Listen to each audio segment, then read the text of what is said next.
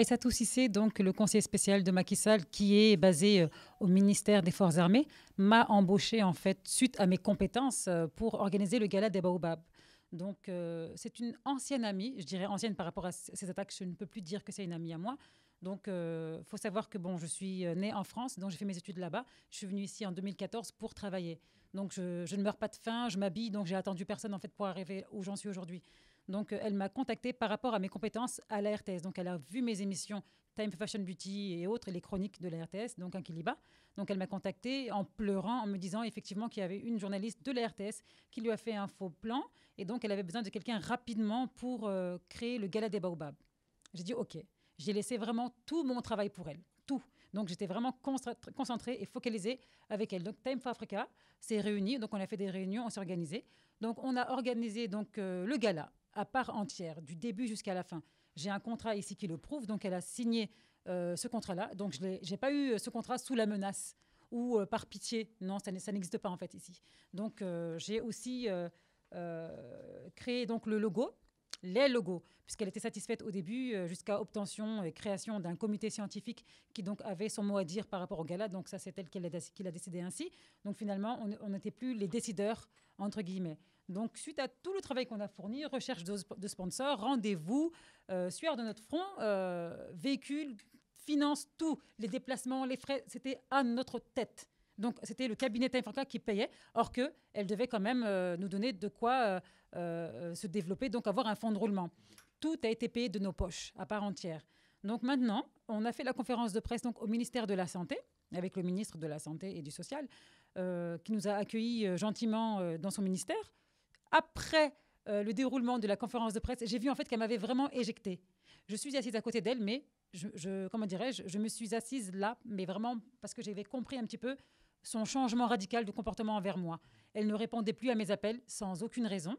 Elle m'envoyait faire des rendez-vous et quand je répondais pas, elle se fâchait. Donc pour moi, c'était un peu gros. En fait, elle cherchait quelque chose pour m'évincer. Finalement, elle a trouvé une chose. Comme elle m'a donné l'entière responsabilité et organisation du gala des Baobabs, elle m'a dit donc voilà, tu as plein pouvoir pour tout organiser, théorie et pratique. Donc maintenant, où est le problème quand le ministère de la Formation et de l'Artisanat nous offre les trophées, sachant que c'est moi qui ai dessiné le trophée avec un graphiste, donc c'est notre cabinet Time for Africa. Alors, je ne comprends pas en fait où est le problème. Lorsque je vais récupérer les trophées, elle m'accuse de vol. Eh ben, je ne l'accepte pas. Donc, nous, on a toutes les preuves concrètes. Et ce qui est grave, c'est que un conseiller du président, donc de la République, utilise l'entête de la présidence pour m'insulter dans son courrier. Quand même là, je pense qu'il faudrait un petit peu réfléchir donc, au niveau des conseillers et au niveau des ministres au Sénégal. Parce que là, pour moi, ça ne passe pas. J'ai jamais vu ça dans aucun pays. Donc il faut qu'elle fasse très attention à l'utilisation du président Macky Sall. C'est pas bon. Elle salit son gouvernement et c'est pas bon. Elle a aussi voulu faire une perquisition chez moi. D'après mes connaissances, perquisition, c'est quand même d'ordre pénal, n'est-ce pas? Donc, elle a voulu faire une perquisition chez moi pour récupérer des trophées et des écharpes. C'est quand même gros comme histoire. En fait, elle voulait faire une perquisition, utiliser son réseau pour récupérer plutôt ses contrats, ses documents, tous ces papiers qu'on a et qui sont en ma faveur. Donc, bien sûr, j'ai tout sécurisé. Et donc voilà, donc suite à cet article-là à Dakaractu ce matin, j'étais en train de faire mon sport tranquillement et on m'appelle de tous côtés pour me dire attends, fais attention, il se passe quoi? On ne comprend pas ce qui se passe. Donc elle ne dit pas la vérité à sa famille, à son entourage, elle cache tout. En fait, je n'oserais même pas faire une vidéo si j'étais pas dans mon droit.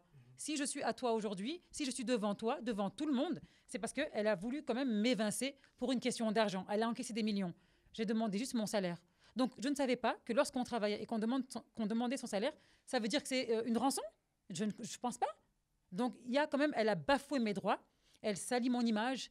Elle veut vraiment me détruire. Et ça, je ne comprends pas d'où est venue cette haine-là. J'ai tout fait pour elle, nuit et jour. Ma famille aussi était avec elle. Donc, elle ne peut pas agir comme ça aujourd'hui pour une question d'argent. C'est quand même pathétique qu'on en arrive là, vraiment. C'est clair que je vais porter plainte contre Aïssatou Cissé parce qu'elle a quand même touché à mon nom. Et j'aime bien dire, tu es Alpoulard, non? Voilà, je suis Alpoulard également. Donc nous, les Alpoulard, en fait, c'est vrai que nous sommes très fiers de ce que l'on est. En fait, on respecte vraiment les gens. On a vraiment une très bonne éducation. Je ne dis pas que les autres n'ont pas, tout le monde a. Mais nous, les Alpoulard, c'est quelque chose à part. Chaque ethnie a sa spécificité, n'est-ce pas? Donc, sincèrement, en tant qu'Alpoulard, quand ma mère a vu l'article, ça l'a anéanti. Parce qu'elle a dit, Tu quittes la France. Tu avais le choix de travailler dans des grandes sociétés en France, dans des grandes boîtes en tant que journaliste, mais tu as quitté pour vraiment développer le Sénégal et finalement, c'est ce qui se passe, on te salit. J'ai beau travailler, on ne me paye pas. Maintenant, c'est pire, j'ai fait quand même 8 mois avec elle, nuit et jour acharnée, et elle ne veut pas me donner mon argent, c'est pas possible. Donc ça, par contre, effectivement, je porte plainte contre elle parce qu'elle a vraiment fait de la diffamation.